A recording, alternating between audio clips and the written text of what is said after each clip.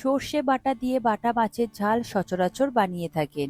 এছাড়াও বাটা মাছের ঝোল বেশ ভালোই লাগে গরম ভাতের সাথে। আজ আমি ধনেপাতা বাটা দিয়ে বাটা মাছ বানিয়ে দেখাবো। খেতে কি অসাধারণ হয়! গরম ভাতের সাথে দারুণ লাগে, আর অন্য কিছুর প্রয়োজন পড়বে না। নমস্কার বন্ধুরা, কিচেন টেকনিকে আপনাদের সবাইকে স্বাগত। আমি মধুমিতা। আজ নিয়ে এসেছি একটা দারুণ স্বাদের রেসিপি। চলুন দেখে নেওয়া যাক। ধনেপাতা বাটা দিয়ে বাটা মাছ আজ আমি বানিয়ে দেখাবো। তার জন্য নিয়েছি 6 পিস বাটা মাছ। বাটা মাছ খুব ভালো করে কেটে ধুয়ে জল ঝরিয়ে নেবেন। তবে এই বাটা মাছটা একটু ছোট সাইজের রয়েছে। আপনারা যে কোনো সাইজের বাটা মাছ দিয়ে বানিয়ে নিতে পারেন, এছাড়া যে কোনো মাছ দিয়েও বানিয়ে নিতে পারেন, তাতেও বেশ সুন্দর হয়। এরপর মাছটা আমি ম্যারিনেট করে নেব। দিয়ে দেব হাফ চা চামচ নুন। আর দেখুন নিয়েছি আমি এখানে অর্ধেক পাতিলেবু। পাতিলেবুর রসটা আমি এখানে দিয়ে দেব। নুন আর পাতিলেবুর রস দিয়ে মাছটাকে খুব ভালো করে মাখিয়ে নিতে হবে।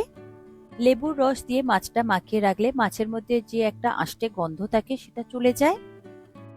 দেখুন নুন আর লেবু দিয়ে মাছটাকে খুব ভালো করে মাখিয়ে নিয়েছি। এরপর 10 থেকে 15 মিনিট মতন এইভাবে রেস্টে রেখে দেব ম্যারিনেট করে। 15 মিনিট পরে মাছগুলোকে আমি ভেজে নেব।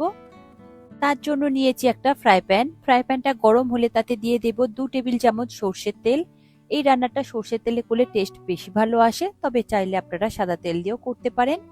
তেলটা হাই ফ্লেমে খুব ভালো করে গরম করে নেবেন। গরম হয়ে গেলে তার মধ্যে দিয়ে দেব সামান্য একটুখানি হলুদ গুঁড়ো, আর দিয়ে দেব সামান্য একটু লঙ্কার গুঁড়ো।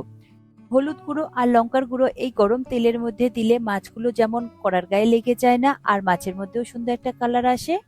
লো ফ্লেমে একটু নাড়াচাড়া করে মিশিয়ে নেব। তারপর এর মধ্যে দিয়ে দেব ওই ম্যারিনেট করে রাখা বাটা মাছগুলো।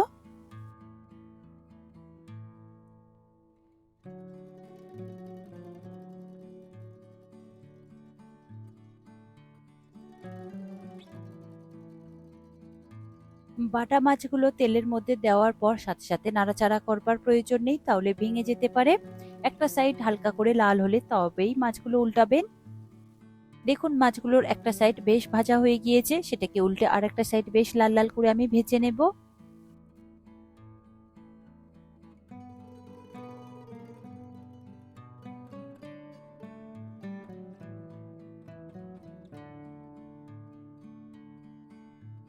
মাছগুলো আমি সাবধানে বেশ উল্টে দুটো সাইড ভালো করে ভেজে নেব। তার মধ্যে আমি একটা মশলা রেডি করে নেব। আমি একটা বোলের মধ্যে একটা টমেটো নিয়েছি। একটা মিডিয়াম সাইজের টমেটো ছোট ছোট করে কুচিয়ে নিয়েছি।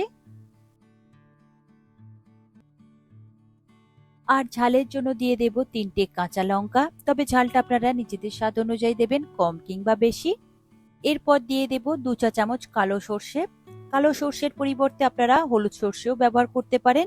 আর কালো সর্ষে ব্যবহার করলে কালো সর্ষেতে ঝাঁঝের পরিমাণটা একটু বেশি হয়।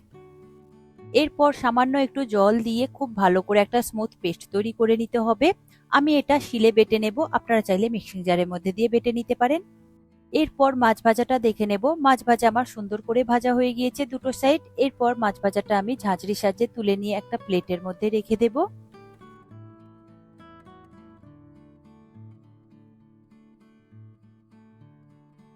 দেখুন মাছ ভাজা আমি একটা প্লেটের মধ্যে তুলে নিয়েছি, এটাকে সরিয়ে রাখলাম। এরপর ওই মাছ ভাজা তেলের মধ্যে আমি দিয়ে দেব সামান্য একটু কালো জিরে। আমি এখানে 1/4 টিস্পুন মতন কালো জিরে নিয়েছি। আর দিয়েছি একটা চেরা কাঁচা লঙ্কা। লো ফ্লেমে কয়েক সেকেন্ডের জন্য একটু নাড়াচাড়া করে ভেজে নেব। সুন্দর যখন একটা গন্ধ বেরোবে তখন ওই পেস্ট দিয়ে দেব, যেটা টমেটো, কাঁচা লঙ্কা আর সর্ষে বেটে নিয়েছিলাম। মশলা বাটা দেওয়ার পর গ্যাসের ফ্লেমটাকে লোতে দিয়ে মশলাটাকে খুব ভালো করে কষিয়ে নিতে হবে, যাতে মশলার কাঁচা গন্ধটা চলে যায়, কারণ এর মধ্যে টমেটো রয়েছে। টমেটোর কাঁচা গন্ধ রয়ে গেলে তাহলে রান্নাটা খুব একটা বেশি ভালো লাগবে না। দেখুন টমেটো খুব ভালো করে কষানো হয়ে গিয়েছে। এরপর এর মধ্যে দিয়ে দেব হাফ চা চামচ চিনি, আর দিয়ে দেব স্বাদ অনুযায়ী নুন। নুনটা আপনারা বুঝে শুনে দেবেন, কারণ মাছের গায়ে নুন লাগানো ছিল। এরপর মশলাটাকে লো ফ্লেমে খুব ভালো করে কষিয়ে নিতে হবে মশলা থেকে যতক্ষণ না তেলটা রিলিজ করছে। আর দেখবেন মশলাটা খুব ভালো করে কষানো হয়ে গেলে মশলাটা কেমন একটু দানা দানা হয়ে যাবে। ওই পর্যন্ত আপনারা মশলাটাকে খুব ভালো করে কষিয়ে নেবেন। মশলাটা কষানো হোক ততক্ষণ আমি একটা পেস্ট তৈরি করে নেব। দেখুন একটা বোলের মধ্যে আমি বেশ কিছু ধনেপাতা নিয়েছি। ধনেপাতার পরিমাণটা এখানে বেশি করে নেবেন। আমি এখানে চেপে চেপে এক মুঠো মতন নিয়েছি একদম ভর্তি করে। এই ধনেপাতাটা সামান্য একটু জল দিয়ে খুব ভালো করে একটা স্মুথ পেস্ট তৈরি করে নেবেন, কারণ এটা ধনেপাতা বাটা দিয়ে বাটা মাছ হচ্ছে, তাই ধনেপাতার পরিমাণটা একটু বেশি করে দিতে হবে। এরপর এই বাটা ধনেপাতাটা ওই মশলার মধ্যে দিয়ে দিতে হবে। মশলাটা আমি 2 থেকে 3 মিনিট মতন কষিয়ে নিয়েছিলাম, আর দেখুন মশলাটা কি সুন্দর দানা দানা হয়ে গিয়েছিল। তারপরে এই ধনেপাতা বাটা দিয়ে খুব ভালো করে কষিয়ে নিতে হবে আরো 2 মিনিট মতন লো ফ্লেমে। দেখুন মশলা খুব সুন্দর করে কষানো হয়ে গিয়েছে, কালারও চেঞ্জ হয়ে গিয়েছে, মশলা থেকে তেলটাও রিলিজ করে দিয়েছে। এরপর এর মধ্যে দিয়ে দেব অল্প করে একটু জল। আপনারা প্রয়োজন মতন জলটা দেবেন। আমি এখানে হাফ কাপ মতন জল ব্যবহার করেছি। জলটা দেওয়ার পরে খুব ভালো করে একবার মিশিয়ে নেব, কারণ এই গ্রেভিটা খুব বেশি পাতলা হবে না, একটু গায়ে মাখো মাখো হবে, তাই মিশিয়ে নেওয়ার পর এটাকে একটু ফুটিয়ে নেব। দেখুন ফুটতে শুরু করে দিয়েছে। গ্রেভিটা ফুটতে শুরু করে দিলে তারপর এর মধ্যে দিয়ে দেব ভেজে রাখা বাটা মাছ। বাটা মাছগুলো দেওয়ার পর গ্রেভির সাথে খুব ভালো করে একবার নাড়াচাড়া করে মিশিয়ে নেব, যাতে মাছগুলো খুব ভালোভাবে সুসিদ্ধ হয়ে যায় আর মাছের মধ্যে খুব সুন্দরভাবে এই ফ্লেভারটা চলে যায়। দেখুন খুব সুন্দর করে আমার মিশানো হয়ে গিয়েছে। এরপর এটাকে আমি ঢেকে দেব 5 মিনিটের জন্য লো টু মিডিয়াম ফ্লেমে।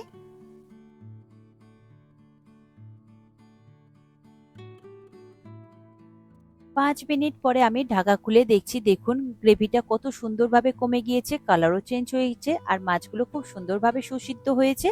তবে মাছের মধ্যে আপনারা চাইলে একটু ঢাকা খুলে নাড়াচাড়া করে দিতে পারেন। দেখুন আমার রেডি হয়ে গিয়েছে, গ্যাসের ফ্লেমটাকে আমি বন্ধ করে দিয়েছি। এরপর উপর থেকে দিয়ে দেব 1 চা চামচ মতন কাঁচা সর্ষের তেল, আর দিয়ে দেব 2টো চেরা কাঁচা লঙ্কা। দেওয়ার পরে এটাকে আমি একটু হালকা করে মিশিয়ে নেব। তারপর এটাকে আমি ঢাকা দিয়ে রেখে দেব 5 মিনিটের জন্য স্ট্যান্ডিং টাইমে। আর উপর থেকে অল্প করে একটু ধনেপাতা কুচি ছড়িয়ে দেবেন, সুন্দর একটা ফ্লেভার আসবে। গ্রেভিটা আপনারা এই রকমই রাখবেন, এর থেকে বেশি পাতলা রাখবেন না, তাহলে খুব একটা বেশি ভালো লাগবে না। দেখুন রেডি হয়ে গেল আমার আজকের রেসিপি ধনেপাতা বাটায় বাটা মাছ বা ধনেপাতা বাটা দিয়ে বাটা মাছ, যেটাই বলুন না কেন খেতে কিন্তু অসাধারণ হয়েছে। আমি এটা একটা প্লেটের মধ্যে সার্ভ করে নিয়েছি। এটা আপনারা গরম ভাতের সাথে পরিবেশন করবেন, কি অসাধারণ খেতে লাগে। ধনেপাতার যে সুন্দর একটা ফ্লেভার, অসম্ভব সুন্দর খেতে হয়েছে। আপনারা অবশ্যই এটা একবার বাড়িতে ট্রাই করবেন। আর রান্নাটা খুবই সিম্পল, ঘরোয়া কয়েকটা মশলা দিয়েই কিন্তু এটা তৈরি হয়ে যাচ্ছে। আর এখানে কোনো রকম গুঁড়ো মশলার ব্যবহার হয়নি। রান্নাটা খুবই সিম্পল হলেও তবে এর স্বাদ কিন্তু অসাধারণ হয়েছে। একবার যদি বানিয়ে খান বারবার আপনাদের বানিয়ে খেতে ইচ্ছে করবে। সব সময় তো সর্ষে বাটা দিয়ে বাটা মাছ বানিয়ে খেয়েছেন, এবার এইভাবে একবার বানিয়ে দেখুন, কি অসাধারণ খেতে লাগে। আশা করি আজকের এই রেসিপি আপনাদের ভালো লাগলো। ভালো লাগলে এইভাবে একবার বানিয়ে দেখবেন, আমার মনে হয় আপনাদের সকলেরই ভীষণ ভালো লাগবে। ভালো লাগলে কমেন্ট করে অবশ্যই জানাবেন, আর লাইক শেয়ার করবার অনুরোধ রইল। যদি চ্যানেলটি সাবস্ক্রাইব করা না থাকে তাহলে চ্যানেলটি সাবস্ক্রাইব করে নেওয়ার অনুরোধ রইল। আজ তাহলে এই পর্যন্ত, আবারও দেখা হবে অন্য কোনো দিন অন্য কোনো রেসিপির সাথে। সবাই ভালো থাকবেন, সুস্থ থাকবেন, আর ভিডিওটি পুরো দেখার জন্য অসংখ্য ধন্যবাদ।